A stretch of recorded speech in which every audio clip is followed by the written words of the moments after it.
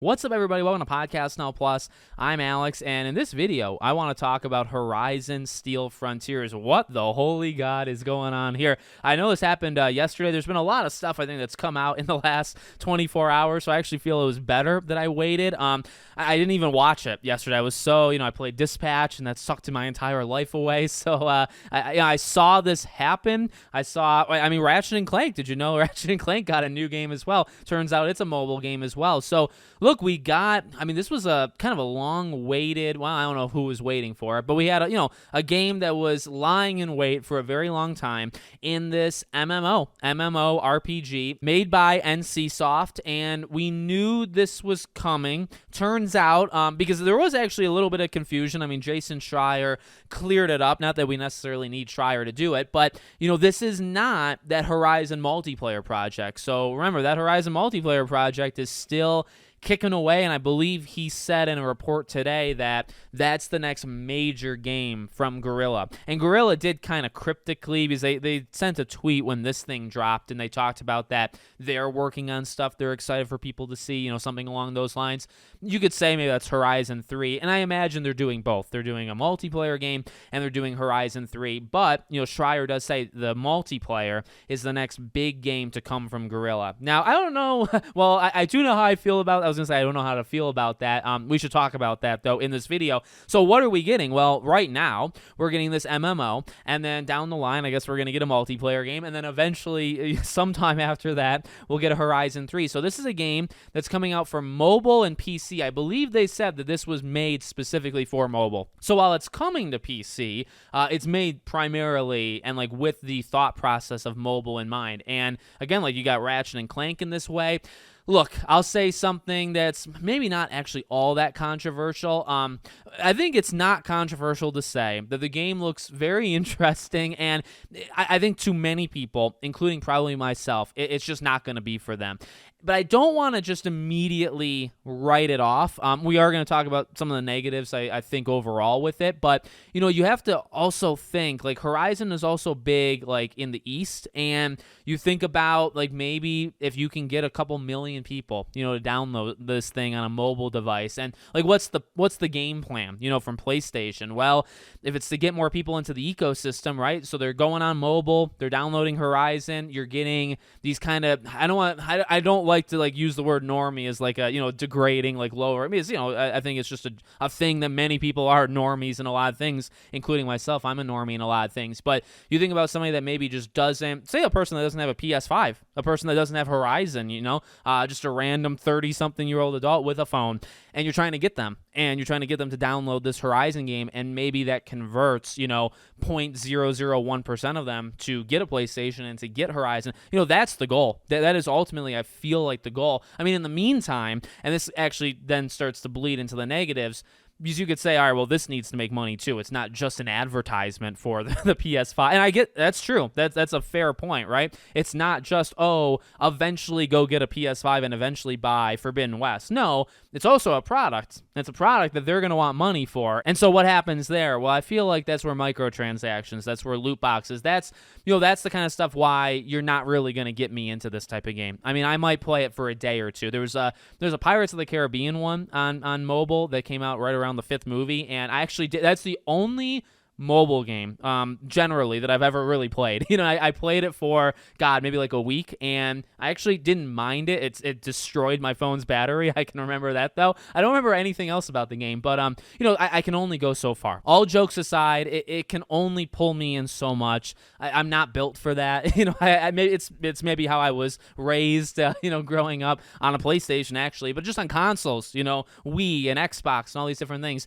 I'm not going to sit there and play this game for my entire life on my phone. But again, I don't want to write it off. I don't want to entirely write it off, because I do think if they're thinking about the mobile market and just opening it up to games like these are weird. Games like these can do 10 million people in a day.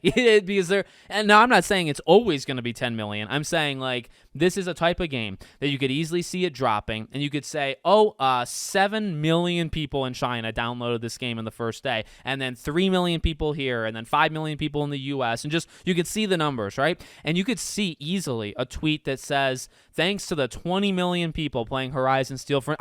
Easily I could see that tweet. Now, does that mean they're going to stay around for 10 years? No, they might stick around for 2 days. That's the big, weakness, I would say, with that market and with just those games in general. But, I could easily see it being a game that blows up at least initially. And in that way, maybe that's, depending on what PlayStation, I guess, wants from it or Sony wants from it. So you have that. I mean, the game doesn't look bad. The cutscene, the trailer, I guess, right? It's like a 3-minute trailer. Looks pretty interesting. And then the gameplay itself, it looks like Horizon. I like the idea. I'll tell you this in terms of like, let's get this over into Guerrilla's multiplayer game and let's get this over to Horizon 3. The fluidity is actually quite cool. The visuals, I'm not entirely sure because it might depend on the phone or the PC, or God only knows what the game's going to look like when it actually comes out, how it'll run. It actually, some of the gameplay moments in their reveal thing were horrible. The frame rate was atrocious, and that was a, heavily like produced, thing that they were doing for us, and it still was chugging along at certain moments. So, how is the game going to run? All that jazz. I'm not worried about it now. Maybe we'll eventually be worried about it, but the game overall does look fun. And again, that fluidity, kind of like grapple hooking to them from far distance and immediately kind of like chaining into attacks. I feel like I could see that for Aloy going forward. I'm just saying, like, the fluidity of and the movement of these characters, I can see that being something that maybe they take and they continue to run with in Guerrilla's multiplayer game and then Horizon 3, which, by the way, again, even that, I can see the vision. Because you're going to kind of attack, right, go after the mobile market and some PC with this. And again, who knows where it really lands. Then you got Guerrilla's multiplayer, which I think will be kind of a more traditional multiplayer experience, kind of like what us console players think of as like a traditional multiplayer experience. So you're going to have that, and then you're going to have Horizon 3. So again, and that's kind of where my, like, okay, I want to be fair. Like, I don't want to just write these things off, because as long as they're coming out, like, not too far apart and you're not waiting another 10 years for Horizon 3, you're really kind of getting a different group with everything. And I think, and I've always said, a Horizon multiplayer actually would work. I mean, it's Monster Hunter. It's just a different form of Monster Hunter. A Horizon multiplayer game could be really fun. You see a little bit of that here with this MMO. You see all these other characters that are kind of interacting with you as you're doing it, or as you're going along and even taking out enemies.